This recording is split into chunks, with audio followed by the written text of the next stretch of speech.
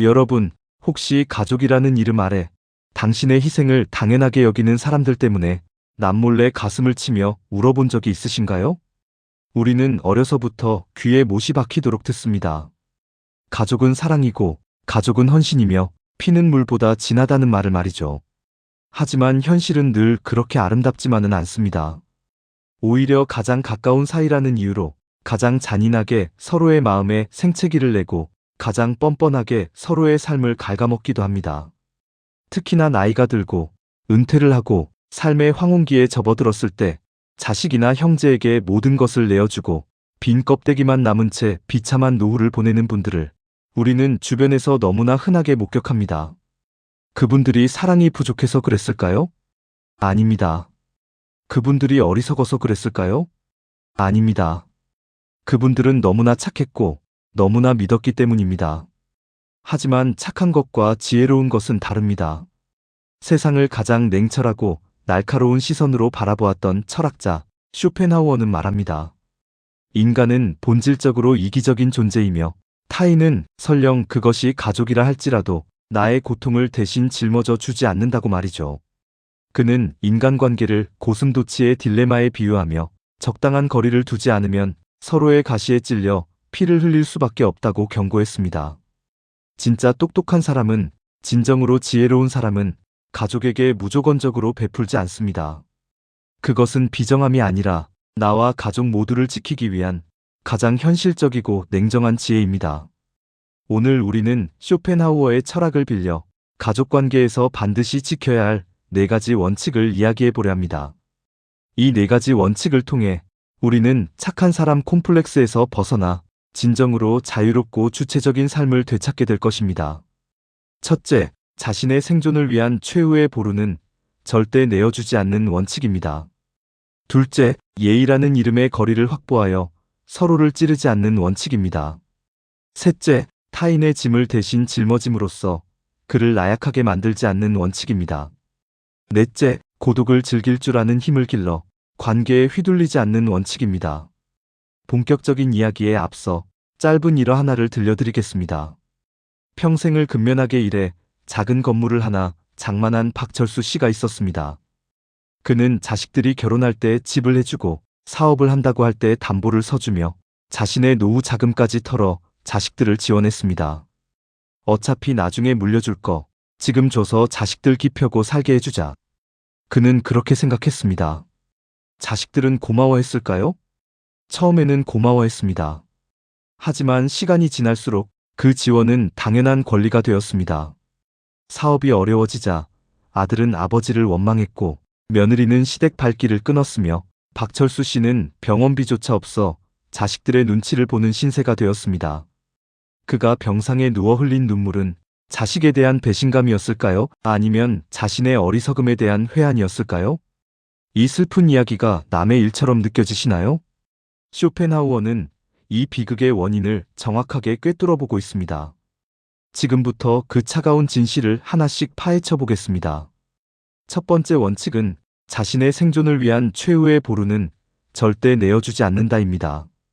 많은 분들이 가족을 위해서라면 내 입에 들어가는 것을 빼서라도 주고 싶어 하십니다. 그 마음은 숭고합니다. 하지만 쇼펜하우어는 인간의 본성을 맹목적인 삶의 의지로 규정했습니다. 이 의지는 멈출 줄 모르는 욕망과 같습니다. 채워도 채워도 끝이 없는 밑빠진 독과 같아서 하나를 주면 둘을 원하고 둘을 주면 셋을 원하게 되어 있습니다. 여기 한 어머니의 사례를 보겠습니다. 평생 시장에서 장사를 하며 모은 돈으로 노후에 편히 지낼 작은 아파트를 마련한 김영순 씨가 있습니다. 그런데 아들이 찾아와 눈물을 흘립니다. 어머니, 이번에 이 집만 팔아서 도와주시면 제가 사업 성공해서 2배로 갚을게요. 어머니 평생 호강시켜드릴게요. 김영순 씨는 마음이 약해집니다. 내 새끼가 죽겠다는데 내가 이 집을 끌어안고 있어서 뭐하나 싶습니다. 결국 집을 팔아 아들에게 줍니다. 그리고 자신은 좁은 월세방으로 옮깁니다. 결과가 어땠을까요? 아들의 사업은 성공하지 못했습니다. 설령 성공했다 하더라도 아들은 어머니를 모시지 않았을 확률이 높습니다. 왜냐하면 이미 어머니는 가진 것 없는 노인이 되었기 때문입니다. 자본주의 사회에서, 그리고 인간의 이기적인 본성 앞에서 경제력은 곧 힘이고 권위입니다. 쇼펜하우어는 말합니다. 돈은 바닷물과 같다. 마시면 마실수록 목이 마르다. 이 말은 돈을 추구하는 욕망에 대한 경고이기도 하지만 동시에 돈이 없으면 생존 자체가 위협받는 현실을 의미하기도 합니다. 김영순 씨가 집을 내어준 순간 그녀는 아들에게 어머니가 아니라 부양해야 할 짐이 되어버렸습니다. 아들은 어머니를 볼 때마다 죄책감을 느끼고 그 죄책감은 곧 짜증과 회피로 변합니다. 어머니는 아들에게 섭섭함을 느끼고 그 섭섭함은 잔소리와 원망으로 표출됩니다. 돈을 주었는데 관계는 파탄이 났습니다. 쇼펜하우어는 인간관계의 본질을 꿰뚫는 명언을 남겼습니다. 인간은 자신의 이익을 위해서는 어떤 합리화도 만들어낼 수 있는 존재다. 자식이 부모의 재산을 가져갈 때는 빌리는 것이나 투자받는 것이라고 합리화합니다. 하지만 갚아야 할 때가 오면 부모가 자식에게 준 건데 꼭 갚아야 하나? 나도 지금 힘든데 부모님이 좀 참으시지. 라는 식으로 합리화합니다. 이것이 인간의 본성입니다. 나쁘고 착하고의 문제가 아니라 생존 본능에 새겨진 이기심입니다. 따라서 진짜 똑똑한 사람은 자신의 노후를 지켜줄 최후의 자산, 즉 집이나 연금, 최소한의 현금 흐름을 절대로 자식에게 미리 넘겨주지 않습니다. 그것을 쥐고 있어야 자식들도 부모를 함부로 대하지 못합니다. 이것은 치사한 것이 아닙니다. 인간의 본성을 이해하고 끝까지 나의 존엄을 지키기 위한 방어기제입니다. 여러분이 스스로 서 있을 수 있어야 자식도 여러분을 존경합니다.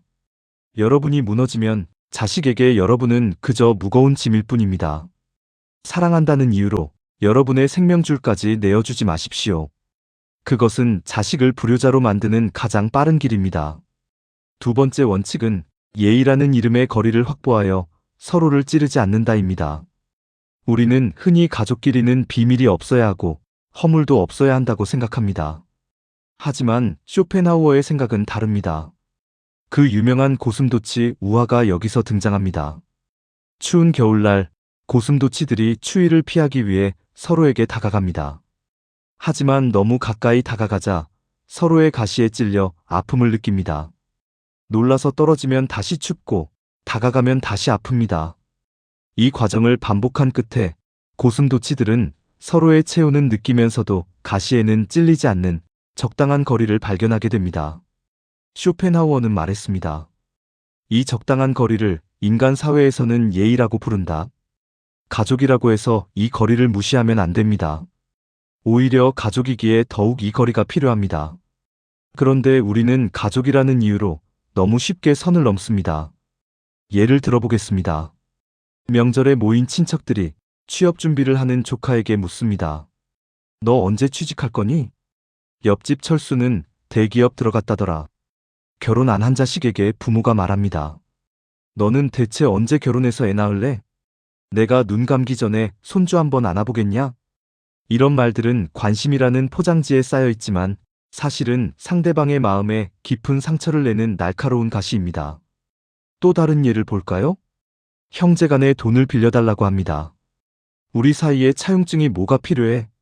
형이 좀 도와줘. 가족끼리 돕고 살아야지. 이렇게 말하며 불쑥 들어옵니다. 거절하면 매정한 사람으로 몰아세웁니다. 이것은 친밀함이 아니라 무례함입니다. 가족이라는 핑계로 상대방의 영역을 침범하고 상대방의 재산을 공유물로 착각하는 것입니다. 쇼펜하우어는 이러한 인간의 침범 본능에 대해 냉소적으로 말했습니다. 사람은 누구나 자신을 세상의 중심이라 생각한다. 그래서 타인을 자신의 목적을 위한 수단으로 여기는 경향이 있다. 가족관계에서 이 경향은 더욱 두드러집니다. 내 자식이니까 내 마음대로 해도 된다고 생각하고 내 부모니까 내 뜻대로 해줘야 한다고 생각합니다. 똑똑한 사람은 가족 간에도 엄격한 경계선을 긋습니다. 할 수 있는 부탁과 해서는 안 될 부탁을 구분합니다. 그리고 상대방이 그 선을 넘으려 할 때 단호하게 거절할 줄 압니다. 그건 내가 도와줄 수 있는 문제가 아니야. 그 이야기는 그만하고 싶구나. 이렇게 말하는 것을 두려워하지 않습니다. 많은 분들이 거절하면 관계가 끊어질까봐 두려워합니다. 하지만 쇼펜하우어는 말합니다. 거절해서 끊어질 관계라면 언젠가는 끊어질 관계였다. 오히려 적당한 거리를 둘 때 관계는 더 오래 지속될 수 있습니다. 너무 가까이 붙어서 서로의 단점을 낱낱이 보고 서로에게 지나친 기대를 하며 실망하는 것보다 약간의 거리를 두고 예의를 지키는 것이 서로를 존중하며 오래가는 비결입니다. 가족에게 모든 것을 털어놓지 마십시오. 여러분의 약점, 여러분의 치부, 여러분의 정확한 재산 규모를 굳이 다 알릴 필요는 없습니다. 신비감이 사라진 관계는 권태로워지거나 경멸을 낳기 쉽습니다. 부모 자식 간에도 부부 사이에도 지켜야 할 프라이버시가 있고 넘지 말아야 할 선이 있습니다. 그 선을 지키는 것이야말로 상대방을 진정한 인격체로 대우하는 것입니다. 무례한 친밀함보다 예의 바른 거리감이 훨씬 더 따뜻하다는 것을 기억하십시오. 세 번째 원칙은 타인의 짐을 대신 짊어짐으로써 그를 나약하게 만들지 않는다입니다. 이것은 특히 부모님들이 자식을 대할 때 가장 많이 범하는 오류입니다. 자식이 힘들어하는 꼴을 못 봐서 빚을 대신 갚아주고 직장을 구해다 주고 손주 육아까지 도맡아 합니다. 내가 좀 더 고생하면 자식이 편하겠지, 내가 희생하면 자식이 잘 살겠지 생각합니다. 하지만 쇼펜하우어의 철학에서 볼 때 이것은 자식의 삶의 의지를 꺾는 행위일 수 있습니다. 고통과 결핍은 인간을 성장시키는 가장 강력한 동력입니다. 쇼펜하우어는 인생을 고통과 권태 사이를 오가는 시계추라고 표현했습니다. 욕망이 충족되지 않으면 고통스럽고 충족되면 권태롭다는 것입니다. 그런데 부모가 자식의 모든 문제를 해결해주면 어떻게 될까요? 자식은 고통을 통해 성장할 기회를 박탈당하고 노력 없이 얻은 결과물 속에서 권태와 무기력에 빠지게 됩니다. 여기 40대가 넘어서도 부모에게 손을 벌리는 일명 캥거루족의 사례가 있습니다. 박모 씨는 명문대를 나왔지만 취업이 잘 안 되자 고시 공부를 핑계로 10년 넘게 부모님 집에서 생활했습니다. 부모님은 아들이 기죽을까봐 용돈을 넉넉히 주었고 집안일은 손 하나 까딱하지 않게 했습니다. 아들은 점점 나태해졌습니다. 밤새 게임을 하고 낮에 자는 생활이 반복되었습니다. 부모님이 이제 그만 취직 아무데나 해라라고 말하면 아들은 화를 냅니다. 엄마 아빠가 나를 이렇게 키웠잖아. 이제 와서 나보고 어쩌라고. 이 아들은 부모님이 만들어낸 괴물입니다. 스스로 문제를 해결해 본 경험이 없기에 세상의 파도를 헤쳐나갈 근육이 전혀 생기지 않은 것입니다. 쇼펜하우어는 말했습니다. 모든 사람은 자신의 짐을 스스로 져야 한다. 타인의 어깨에 기대는 순간 그는 자유를 잃는다. 여러분이 자식에게 베푸는 과도한 지원은 자식을 돕는 것이 아니라 자식을 불구로 만드는 독입니다.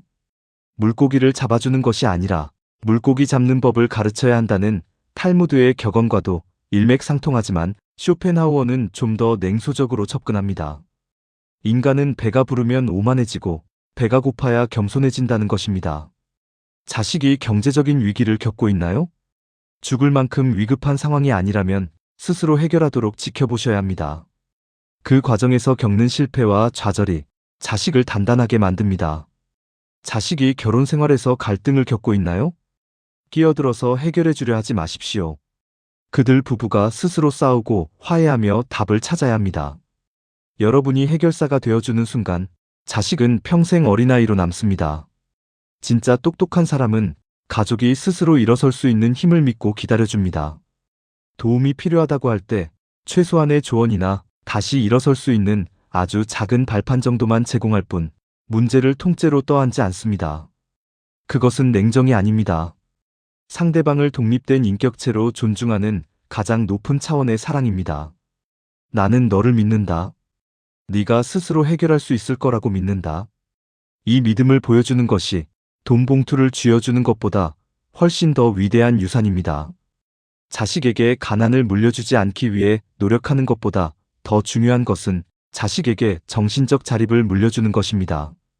베풀지 않음으로써 스스로 살아가게 하십시오. 네 번째 원칙은 고독을 즐길 줄 아는 힘을 길러 관계에 휘둘리지 않는다입니다.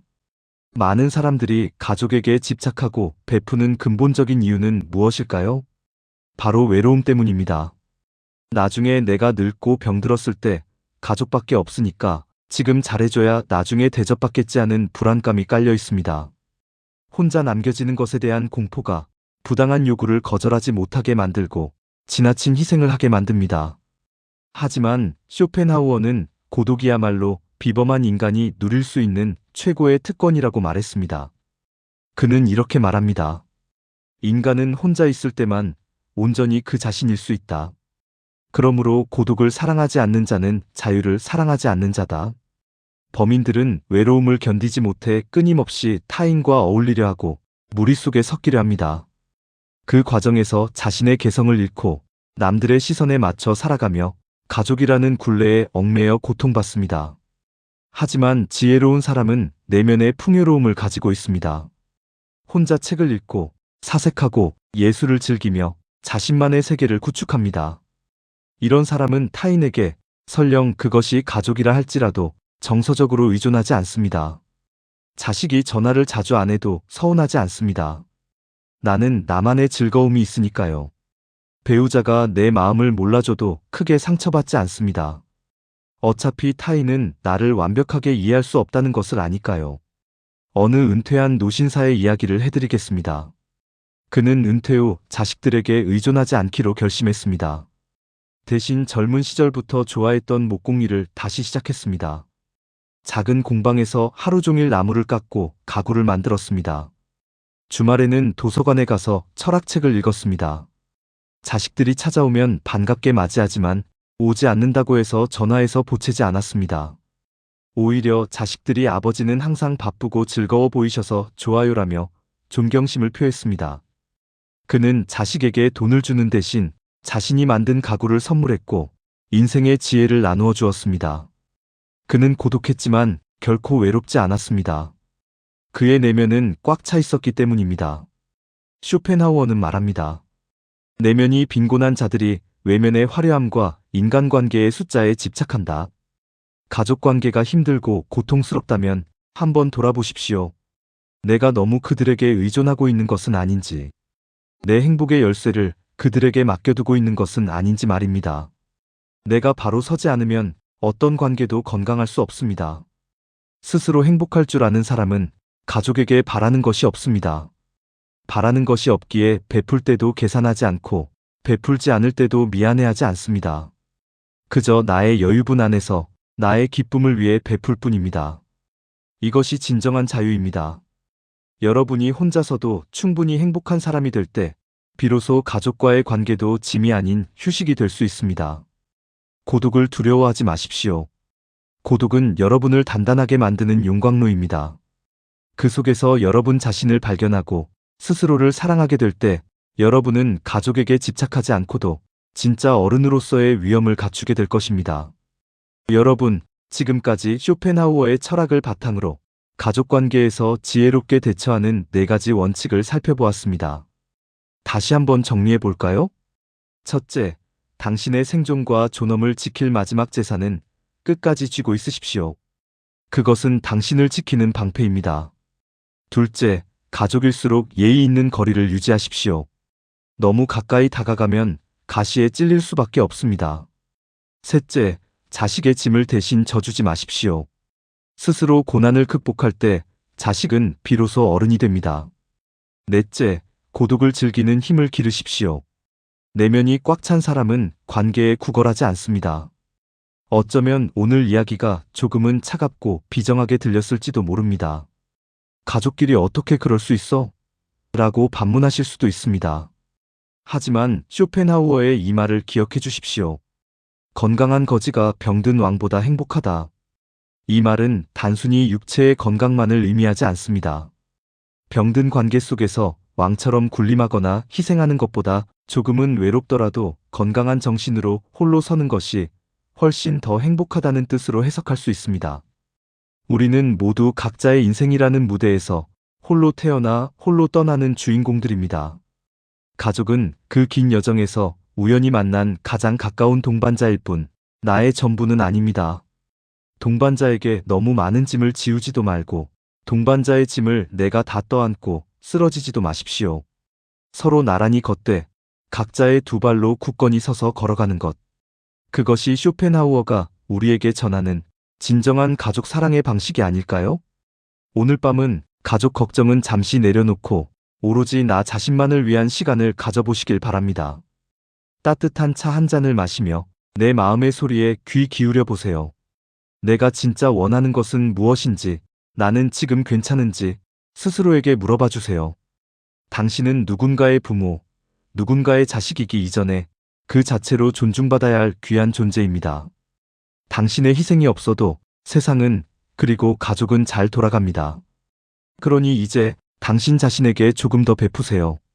세상에서 가장 소중한 사람은 바로 당신 자신입니다. 오늘 이야기가 여러분의 삶을 조금 더 단단하게 만드는데 도움이 되었기를 바랍니다. 저희는 앞으로도 험한 세상을 지혜롭게 건너갈 수 있는 깊이 있는 철학 이야기를 가지고 여러분을 찾아오겠습니다. 이 이야기가 여러분의 마음에 작은 등불을 켰다면 구독과 좋아요로 그 빛을 더 밝혀주세요. 여러분의 사색과 평온을 응원합니다. 감사합니다.